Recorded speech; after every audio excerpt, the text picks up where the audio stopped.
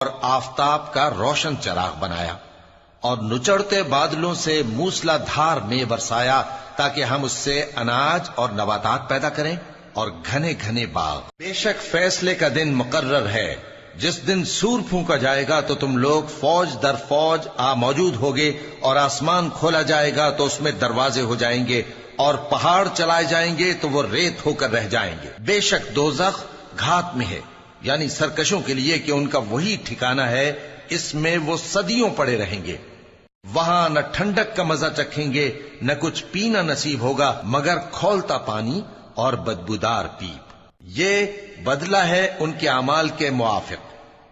یہ لوگ حساب آخرت کی امید ہی نہیں رکھتے تھے اور ہماری آیتوں کو مسلسل جھٹلاتے رہتے تھے، اور ہم نے ہر چیز کو لکھ کر محفوظ کر رکھا ہے۔ سو اب مزہ چکھو، ہم تم پر عذاب ہی بڑھاتے جائیں گے۔